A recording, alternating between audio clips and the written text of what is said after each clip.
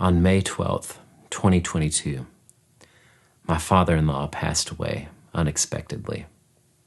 This was the most difficult thing that my family and I had ever walked through. Throughout that first year, I wrote music to help me get out the emotions and to put some sort of language to how I was feeling. On May 12th, 2023, I decided to release those 5 songs as an album called Grief. My hope and prayer was and is that these songs will be able to put language to how you are feeling if you are walking through grief or another dark valley in your life. I also hope that it points you to God, who is the only one that can give you comfort and walk with you through every step of the grieving process and through every step of that valley. It is now May 12th of 2024, and I find myself forgetting a lot of those details and intentional decisions. This video is an explanation of those details. After talking to a few people about a few of these details, many people have been interested in learning more about the album. And so this is not only for myself, but it is also for you if you are interested in the details and the intentional decisions that went into this album.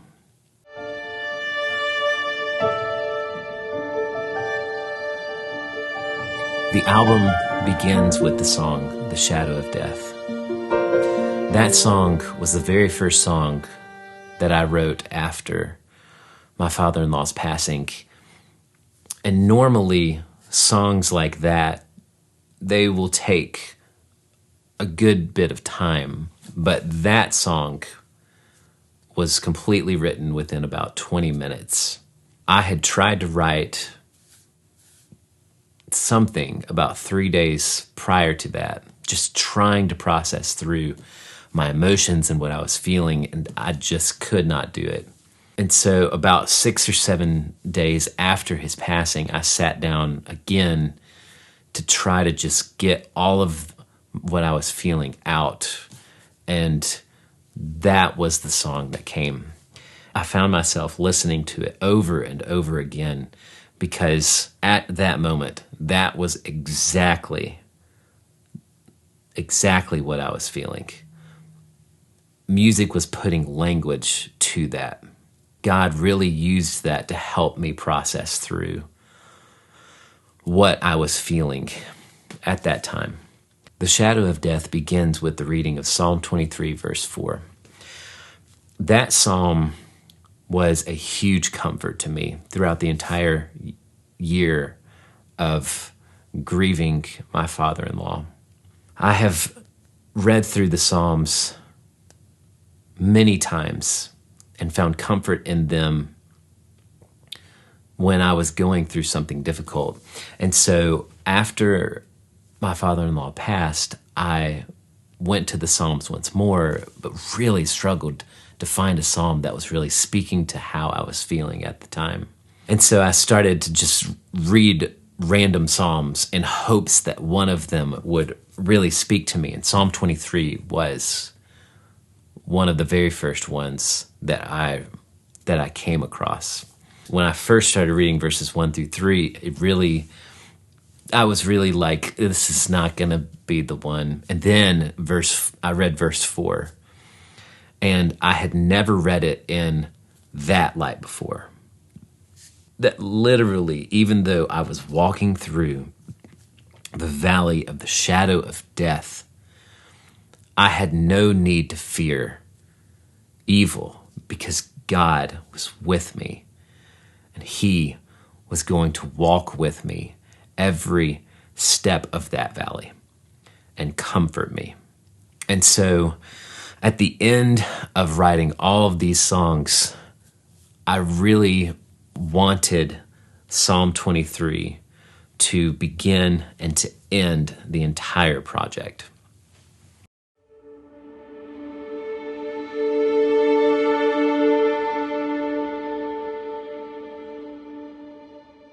The second song on the album is called Waves.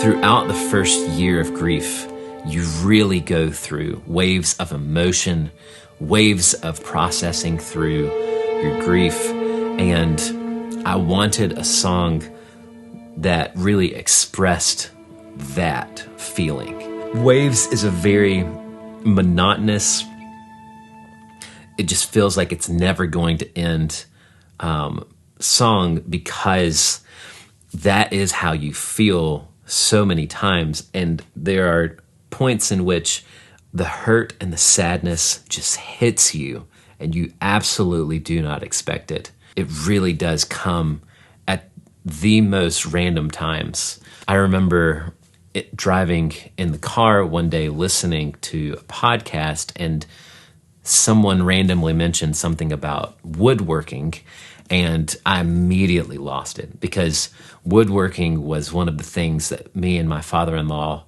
thoroughly enjoyed doing together. And I was never going to get to experience that again with him, and that had not really hit me until someone said the word woodworking. And throughout that first year, things like that occurred so many times. And so I really wanted the second song to be Waves, because that is the first thing that you really start noticing when you're walking through grief, is that it truly does come in waves throughout that entire first year.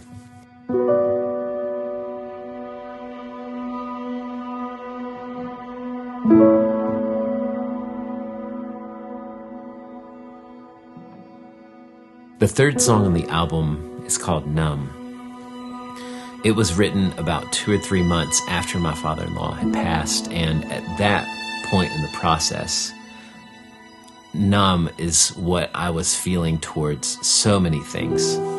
My emotions, I felt like, were running dry, and I was just starting to really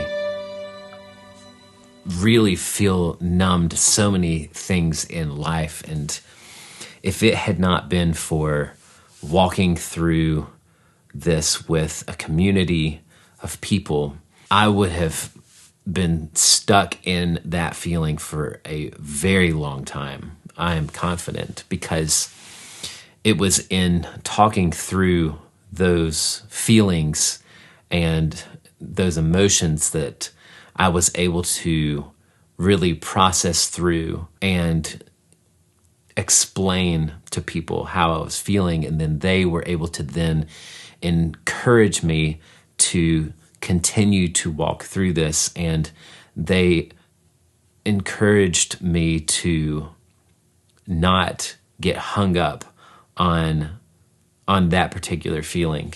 Numbness, I have found, is one of those things that, if you are not careful, can really knock you down for a long time. When you are numb, you do not really care much about what is going on around you. And having a community to walk through that particular season was unbelievably helpful.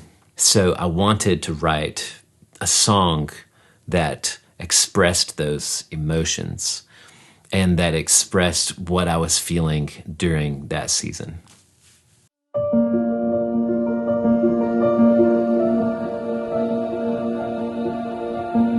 Dark Night of the Soul is the fourth song on the album, and it is what I consider the darkest song on the entire album. I really wanted to write a song that expressed the emotions that I had felt on numerous nights throughout that first year of grief.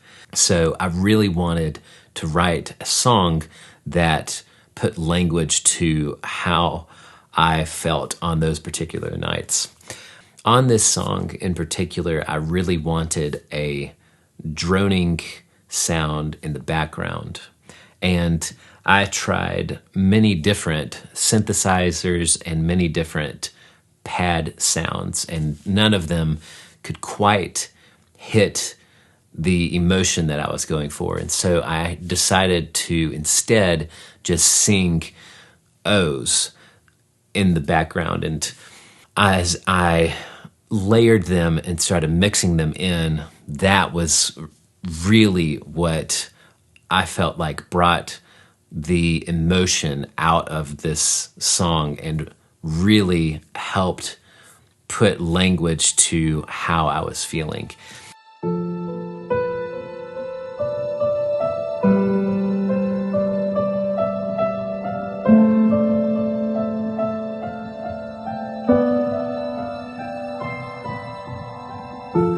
The last song on the album is actually a song that was written about 2 months prior to my father-in-law passing away.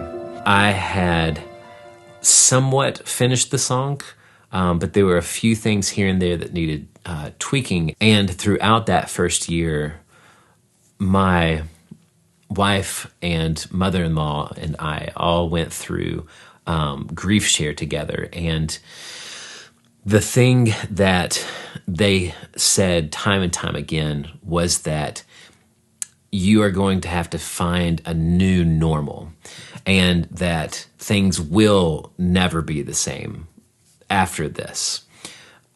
But you instead are going to have to find a new normal and a new hope. And so that is what this song represents for me, is that I was almost done with that song before, and that was within the old normal. And I wanted this to be the last song, and I wanted to finish this particular song and make it the last track on the album because of what it represented, of the old normal turning into something different, but still having some similarities of what it was before, but it was vastly different now. It also had a unique sound to it that sounded sad, but had some sort of hope in it. And so that is also why I really wanted Psalm 23 verses 5 and 6 to be read at the end of that song and at the end of the album, because it is the therefore of Psalm 23 verse 4. Goodness and mercy shall follow me all the days of my life, and I will dwell in the house of the Lord forever. No matter what happens, no matter what valley I go through, God is always there, and his goodness and mercy are always going to follow me all of the days of my life, and I will dwell in the house of the Lord forever. And that is the ultimate hope that we have, that is found in Jesus. And so I wanted that to be what was understood through all of the grieving and through all of the pain and through all of the sorrow. That is what we cling to. After I finished all of the songs and figured out the order in which they were going to go and finalized all of that, I sat down and worked on the album artwork. Going into this, I knew I wanted it to be very intentional and very detailed. And I decided to use pictures from my father-in-law's workshop because he loved woodworking. And it was one of the things that he and I loved doing together. We made many, many things through the years. And the last thing that he and I worked on together were the sound panels and the speaker stands for this room. And so I knew I wanted to use pictures from his workshop as the album artwork. And so I snapped a picture of the concrete wall, of his workbench, of his tool bench, of some wood that he had sitting on his workbench, of his lathe, of some wood that he was working on his lathe, and of one of the last wooden bowls that he made. I threw all of the pictures into Pixelmator Pro, and I started figuring out which layers were going to go where. And so I ended up with this. And so then I made that black and white, and then I had to figure out what color I wanted the album to be. And the picture that we chose for my father-in-law's obituary was one in which he was wearing a navy blue shirt. And so I decided to use that color from that shirt. And so I pulled the color from that shirt and I layered it on top of the workshop layers. So then I had to create the text for the artwork. And in his workshop, he had written on an index card, 1 John chapter 5, verses 11 through 12. And so I took a close-up picture of that, brought it into Adobe Illustrator and vectorized it, which meant that I could make it as big or as small as I wanted it to without getting pixelated. And so then I was able to pick out the individual letters and spell the word grief and then spell my name and then bring it into the overall album artwork, and I layered it so that it blended in well with it. And so those are all of the intentional details that went into the making of this album. And so I just want to say thanks so much for listening and for your support and your encouragement. And I hope and pray that this album and everything about it ultimately points to our only source of comfort and hope. Thanks so much for listening and for watching.